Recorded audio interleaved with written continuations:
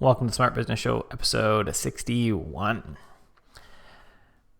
All month, we're talking about productivity systems, effectiveness, how to get the right things done, how to do it effectively, efficiently. Today, we're going to talk about the review process. This is an extremely crucial process of any productivity system. This is something that I hear mostly about in the scope of GTD systems or getting things done systems, which is generally what I use.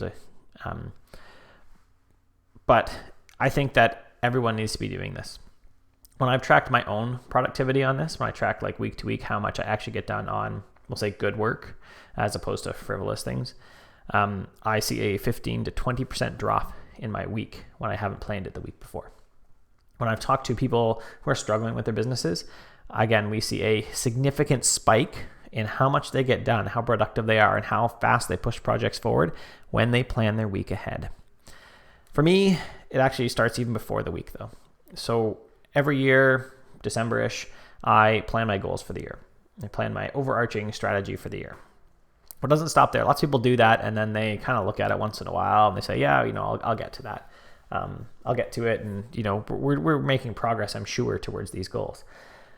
I don't do that though. Because after I plan my year, I plan my first quarter. Some people say plan every month. I don't plan every month because I don't find I can effectively plan a year in advance. I can plan a quarter in advance. And so right now, as I record this at the middle of March, beginning of March, I actually don't have anything on my big calendar, just off to the side for those watching on video. I don't have April, May, and June planned because my task in March is to review one of my products and expand it. My tasks for the next 3 months, my overarching kind of big picture goals, will come out of this review process, come out of planning the new product. And so, April may be devoted to really investigating the marketing around it, really investigating what my readers, what my listeners, what my people who have purchased my product already want.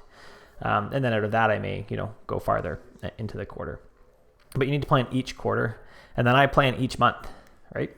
So I break down my quarterly goals. If I want to achieve, more sales by the end of the month or more products, what am I going to need to do each quarter to do that? What am I going to need to do each month to get this? So it may be I need to write a book one month. I need to get it edited the next, right? Get it edited and do all the sales stuff around it the next month.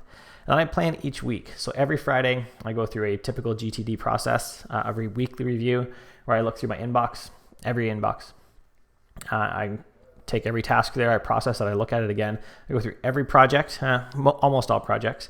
OmniFocus, which is what I'm using as my task manager, allows me to not put projects into the review queue. So I may not look at them, for a month. I don't need to, or I think I have every 6 months is the books I want to read. I don't keep track of that every month because or every week. That'd be silly because my list grows exponentially all the time. I do that and I plan out the next week. And so then I look at, I have 2 client slots a day currently, and which client am I going to be working for on that day?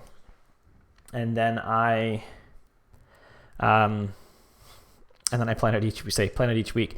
But don't even stop there, because at the end of the day, and that's what I'll do this after I record this episode today, I plan out tomorrow. So I'll look at Monday again, right? I'll actually do my weekly review, maybe not on Friday, which is when I'm recording. So on Monday night, I will finish that off and I'll look at Tuesday and I'll make sure that I have Tuesday set, that I know what is my most important task that day.